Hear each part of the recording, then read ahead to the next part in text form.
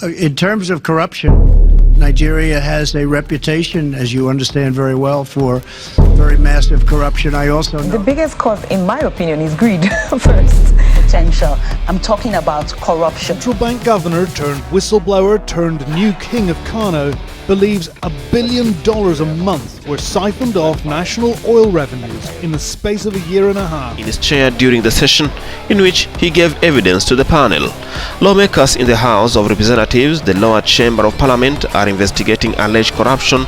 That's the most lucrative job in Nigeria. Oh wait, if you guess a politician, then unfortunately, you are right. The Nigerian government is broke. I'm broke, nigga, I'm broke! But then the people running the government are somehow very rich. Has led to this. 10,000 naira. Videos on local media show police officers inside people's cars demanding money. Settle us. Just give us a 10,000 naira. I think the biggest cause of corruption, or how it has come to fester in our country, is because there are no consequences. Most people have to spend years in school, learning non-stop, practicing whatever they want to do. And in most countries, those are the well-paid people in the society. But sadly in Nigeria, it's the direct opposite. It's only in this part of the world that somebody set up a committee to investigate a matter that the police is already investigating. The government must get to the root of the owners of this money. Politicians, some of them with no education at all, are the wealthiest in their country. Officials of Nigeria's anti-corruption agency uncover a huge pile of cash. $43 million stuck in hundreds of neatly wrapped bundles. Almost every filing cabinet, safe and wardrobe in this apartment in Lagos. Today, we shed light on the deep-rooted corruption that plagues a nation with enormous potential, with the focus on politicians who are the very architects of this corruption.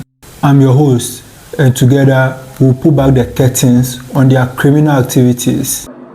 In order to enable all of us to enjoy our holidays, a token has been sent to our various accounts by the clerk of the National Assembly. I withdraw that statement. In order to allow you to enjoy your holiday, the Senate President has sent prayers to your mailboxes. Nigeria, a nation blessed with abundant resources, yet plagued by poverty and underdevelopment. Where is all the wealth going, you may ask? The answer lies in the corridors of power, where politicians engage in a vicious cycle of corruption, amassing fortunes while leaving millions in despair. In 7 years, Mansour Aliyu has fought at least 16 court cases of land being taken unjustly, but lost most of them. The lawyer and activist says the poor are up against the powerful who have the resources to manipulate the judiciary.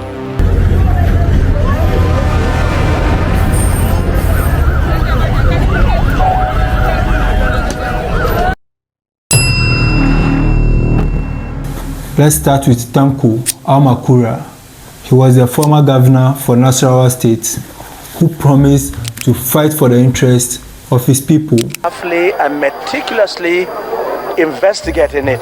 Yet behind closed doors, this individual engaged in embezzlement on a grand scale, pocketing millions of dollars meant for critical development projects. The former governor and his wife were arrested by this agency called the EFCC for embezzling public funds meant for the development of Nasarawa State. Mr. Almakura served as governor from 2011 to 2019 for Nasarawa State before he was elected into the Senate of the Nasarawa South District. Sources who confided in Premium Times said a worrying pattern of suspicious structured transactions suggesting money laundering may have caused problems for Mr. Almakura. The EFCC arrested him and his wife on suspicion of involvement in dirty money flow. about 55 accounts controlled by the couple and their companies were involved in these suspicious transactions, amounting to billions of naira. The sources also said less than $250 was lodged in one of the accounts in the 2 years before his assumption of office. But as soon as he became governor, huge deposits started flowing in an apparently structured pattern. Many deposits into these accounts were made by companies alleged to have carried out contracts for the state governments. Together with these companies, he will overprice government contracts. Then after the companies receive the money from the government, which is him, they will then send him a share. That was basically what him and his wife were doing. Their greed knew no bound. We have just heard that operatives from the Department of State Services have taken Mr. Emefiele into custody. Well, this is a developing story. And then we have Nigeria's central bank governor, Godwin Emefiele, a master of manipulation and deceit, who was on the run for economic crimes and threatening national security. Secret police want to hold him in detention for 60 days, which could be renewed for another 60 days, pending investigations. First of all, he was accused of financing terrorism worth billions of dollars through some secret accounts allegedly supervised by him. This cunning individual used his position to steal public funds straight from the central bank's coffers. In 2019, Emefiele could not explain how Nigeria's treasury lost over $2.5 billion meant for the procurement of arms. But he was still reappointed as governor by President Buhari, suggesting where the money went and who was protecting him. But it doesn't stop there. Governor of Kano State, Abdullahi Ganduje, once hailed as a champion of the people, has shamelessly turned his back on those who trusted him. He engaged in bribery and extortion, selling his influence to the highest bidder, all while the average Nigerian struggled to make ends meet. In 2018, a video surfaced on the internet. Have a look at it yourself and decide what you think is going on.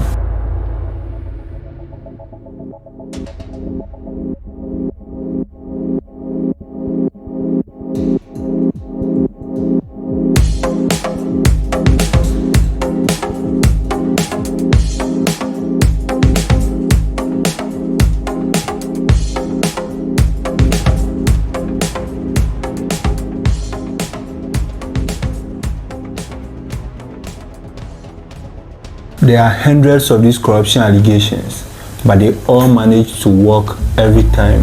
Like the former chairman of the Nigerian Governors Forum, Abdulaziz Yari, allegedly conspired with the Accountant General of the Nigerian Federation, Ahmed Idris, in an alleged 84 billion naira fraud currently being investigated by the EFCC.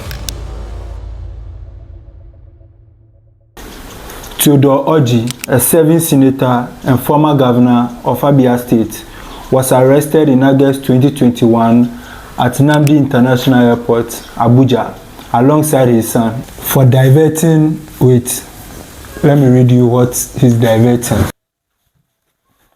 For diverting 383 billion naira from the Federation's account, 55 billion naira excess crude revenue, 2.3 billion naira sure P revenue, 1.8 billion naira ecological fund, 10.5 billion loan, 12 billion naira Paris Club refund, 2 billion agricultural loan, and 55 billion as Superdeck money while in office.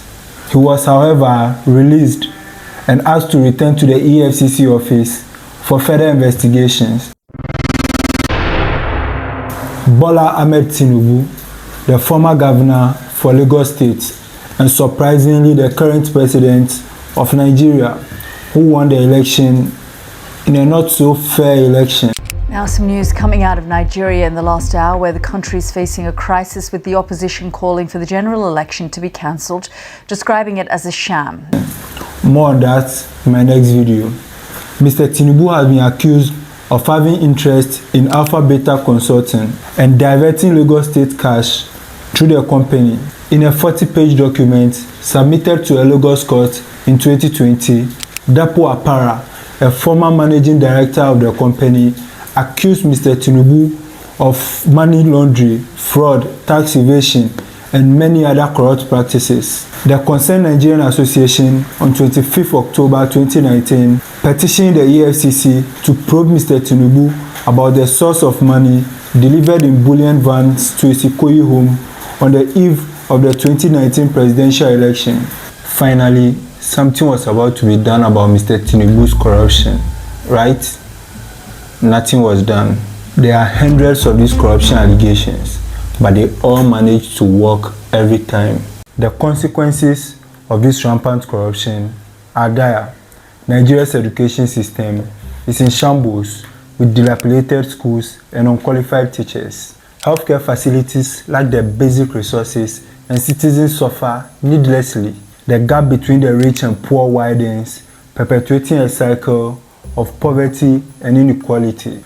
Nigerians must demand transparency, integrity, and the establishment of robust anti-corruption measures. Their collective voice can shake the foundation of this corrupt system and pave way for a brighter future. Oh, they did that, and they were met with guns and death. Because the person that was beside me, the bullet meets the person beside me. I swear, the guy waiting beside me. I remember you now, you know me now. The person waiting beside me, bullet meet instantly fall down. I got to save myself. I run. One of the difficulties in fighting corruption in Nigeria is the immunity clause in the constitution for public officials. So even with evidence beyond reasonable doubt to prosecute public officials, they have to wait for them to get out of public office before they can be arrested, which could be decades. By then, they would have bribed their way to freedom. Another difficulty is the amount of effort by politicians to undermine the anti-corruption investigation bodies, like the EFCC. Since its establishment, the EFCC had run-ins with state governors over cases of alleged misappropriation of state funds. But because the Nigerian Constitution confers immunity from any kind of trial or conviction on public officials while in office, government agencies have to wait until such an executive leaves office before they can swing into action. Meanwhile, most of the cases are either stalled or still ongoing, with many of the accused still holding public office or seeking re-election to public offices. The EFCC boss, Abdul Rashid Bawa, said that 978 corrupt Nigerians were arrested between January and September 2011, insisting that the agency was winning the war on corruption. While anti-corruption advocates and activists commend this, they urge the agency to do more against top corrupt politicians and other high-ranking officials. Only 2 high-profile public office holders were among the 978 convictions that Mr. Bawa cited. President Muhammadu Buhari pardoned and released the 2 convicted former governors, whose prison terms were upheld by the Supreme Court. The development enraged anti-corruption activists who has been accusing the Buhari administration of lacking sincerity in its fight against corruption.